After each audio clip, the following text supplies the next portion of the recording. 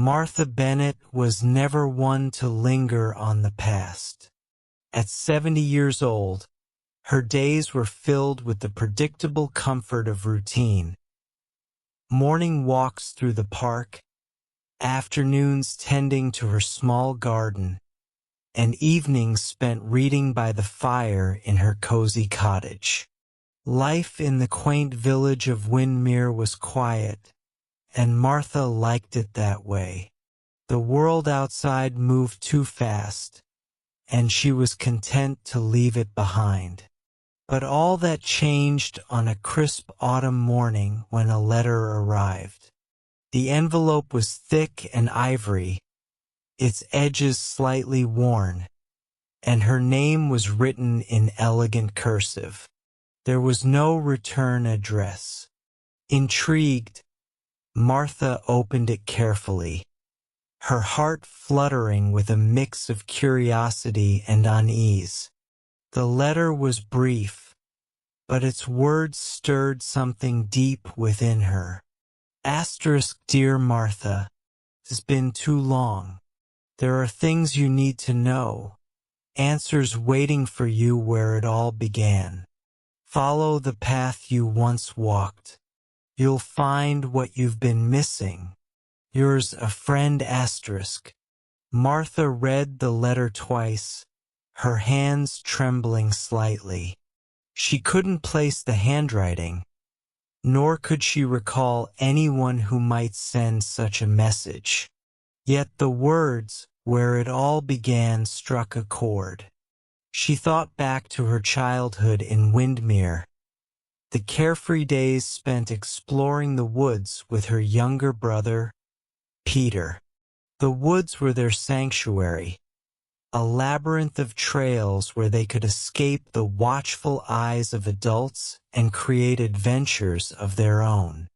But Peter had been gone for decades, his tragic death in a car accident leaving a scar that time had never fully healed. Her first instinct was to dismiss the letter as a mistake or a cruel joke, but something about it gnawed at her. Who would send such a message? And why now, after all these years? Unable to ignore the nagging curiosity, Martha decided to investigate. The next morning, she set out for the woods, the letter tucked safely in her pocket.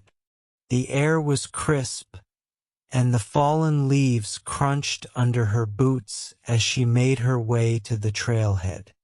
It had been years since she'd ventured into the forest, and the path was overgrown, nearly hidden by brambles and moss. She hesitated for a moment before pushing forward, her cane steadying her as she navigated the uneven ground. As Martha walked, memories began to surface. She remembered the laughter she and Peter shared, the games they played, and the secret hideaway they had discovered deep in the woods. They had called it the Hollow, a small clearing surrounded by towering oaks. It was their refuge, a place where they could dream and scheme without interruption.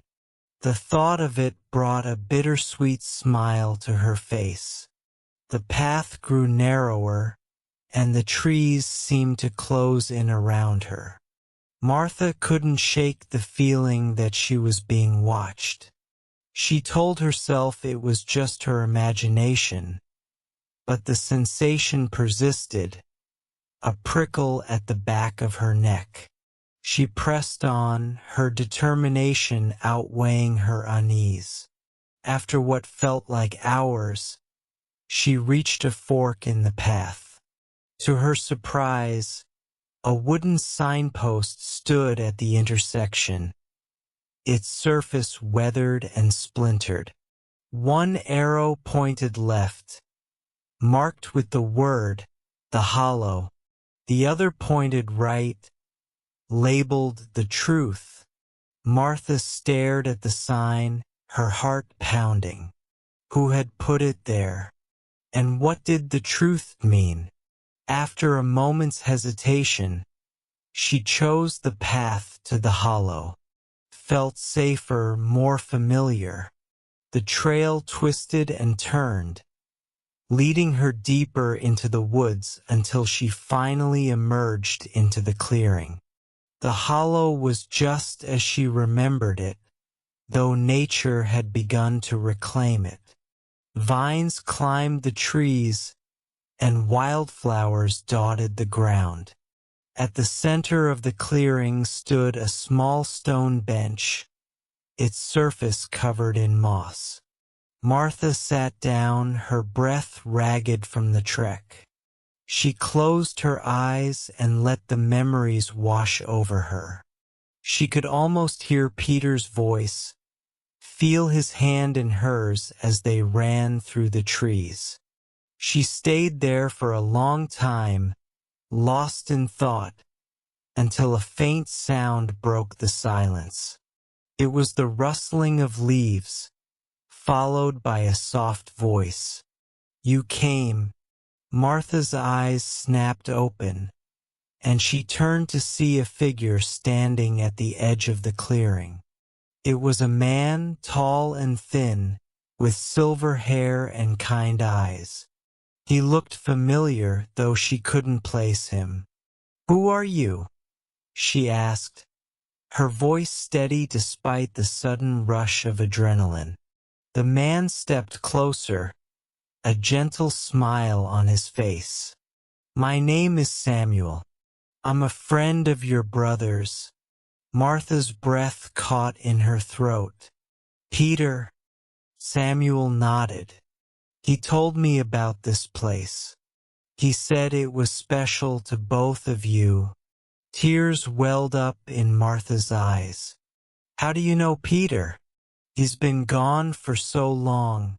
Samuel's expression softened. "I met Peter many years ago, not long before his accident.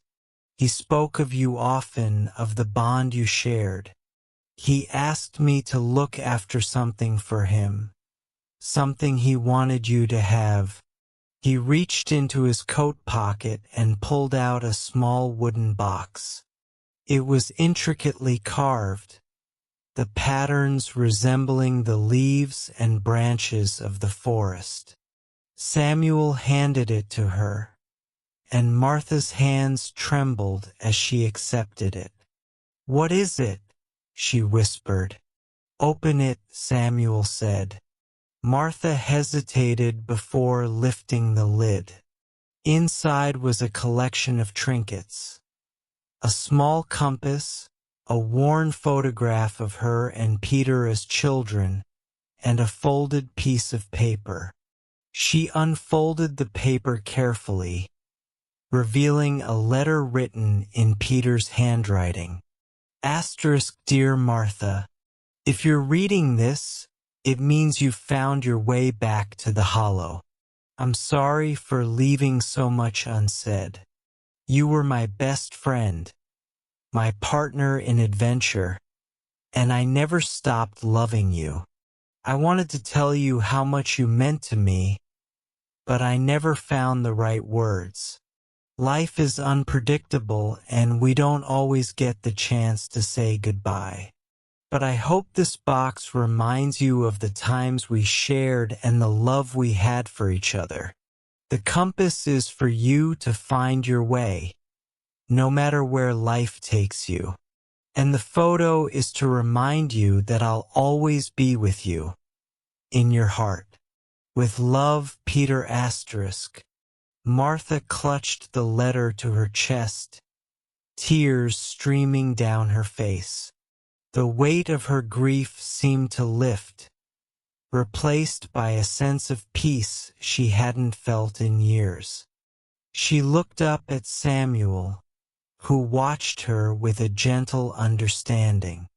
"Thank you," she said, her voice thick with emotion. "Thank you for bringing this to me." Samuel nodded. "Peter wanted you to have closure. He loved you very much." They sat in silence for a while, the sounds of the forest surrounding them. When Martha finally stood to leave, she felt lighter, as if the burden of the past had been eased. Samuel walked her back to the trailhead, and they parted ways with a quiet farewell. As Martha made her way home, she thought about the compass in the box. Peter's gift was more than just a tool. It was a symbol of hope, a reminder that she could navigate whatever challenges lay ahead. The path she had walked that day had been overgrown and forgotten, but it had led her to something she hadn't realized she needed: a connection to her brother and to herself.